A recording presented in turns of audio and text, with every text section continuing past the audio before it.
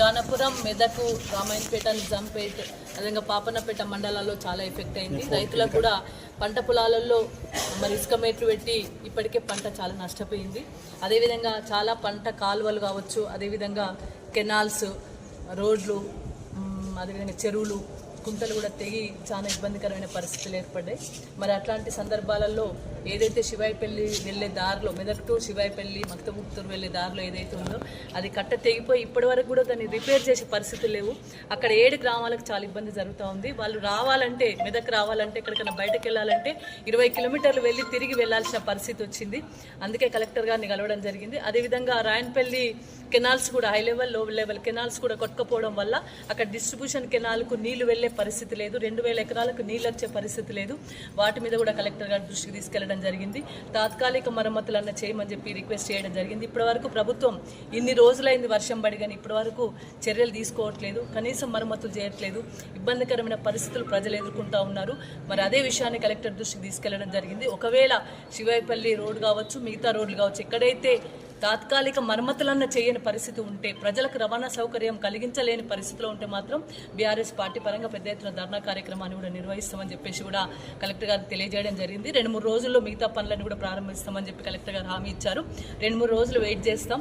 2-3 రోజుల తర్వాత కూడా ఈ పని కనుక ప్రారంభం కాకపోతే అందరం కూడా పెద్ద ఎత్తున మరి ఆ చెరువుల దగ్గర, కుంటల దగ్గర, అదేవిధంగా రోడ్ల దగ్గర నిలబడి ధర్నా కార్యక్రమాన్ని కూడా నిర్వహిస్తామని కూడా తెలియజేయడం జరిగింది. రైతులకు కూడా చాలా చోట్ల ఇసుక మేట్లు పెట్టి పంట జరిగింది. నష్టపరిహారంగా కూడా ఎకరానికి 10,000 రూపాయలు ఇవ్వమని గవర్నమెంట్ కూడా డిమాండ్ చేయడం జరుగుతూ ఉంది. చాలా చోట్ల వాళ్ళు ఏవైతే ఎంతమందికి నష్టపోయిందో 6 ఎకరాల పంట నష్టపోయిందని చెప్పేసి అధికారులు చెప్తున్నప్పటికీ కూడా అక్కడ అందులో కూడా 5,000 ఎకరాలు ప్యాడీ వరకు ఉంది. కాబట్టి ఎకరానికి 10,000 రూపాయలు ఇవ్వాలని చెప్పి డిమాండ్ చేస్తూ ఉన్నాను.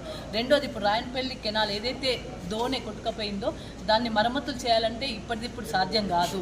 కానీ ఆ 2,000 ఎకరాల పంటను రేపు పంటకు నీళ్ళు ఇవ్వాలంటే మాత్రం ఒక 4 10 HP మోటార్లను పెట్టి ఒక ట్రాన్స్ఫార్మర్ సపరేట్ వేసి డిస్ట్రిబ్యూషన్ కెనాల్ కనుక ఆ పంపుల ద్వారా నీళ్ళు ఎక్కించినట్టయితే 2,000 ఎకరాలకు పంట నీళ్ళు ఇచ్చి ప్రజలను కాపాడుకోగలుగుతాం, రైతులను కాపాడుకోగలుగుతాం. కాబట్టి తాత్కాలిక మరమ్మతుల రూపంలో వెంటనే 4 10 HP మోటార్లను ఒక ట్రాన్స్ఫార్మర్ను అరేంజ్ చేసి ఆ కాల్వ ద్వారా డిస్ట్రిబ్యూషన్ కెనాల్కు నీళ్ళు ఎక్కియాలని కూడా నేను కలెక్టర్ గారిని కోరడం జరిగింది.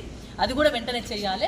చేయకపోతే 2,000 ఎకరాలకు పంటకు నీళ్ళు ఇవ్వలేని పరిస్థితి సెకండ్ క్రాప్ ఉంటుంది. కాబట్టి ఇప్పుడు వాటిని వెంటనే చర్యలు చేపట్టాలని కూడా డిమాండ్ జరిగింది. 1000 ఎకర్స్ 6,000 ఎకరాలకు నష్టం జరిగిందని చెప్పేసి చెప్పడం జరుగుతూ ఉంది. ఆ 6,000 ఎకరాలకు మరి నష్టపరిహారం ఏంది? వాళ్ళకి ఎంతవరకు ఇసుక మేట్లు పెట్టినాయి, ఎంతవరకు ఇసుక మేట్లను తీయగలిగినాం, ఎంతవరకు పంట నష్టం జరిగింది, నష్టం జరిగిన దానికి ఏం చేయబోతున్నాం ఇప్పటివరకు మరి ప్రభుత్వం దగ్గర క్లారిటీ లేదు.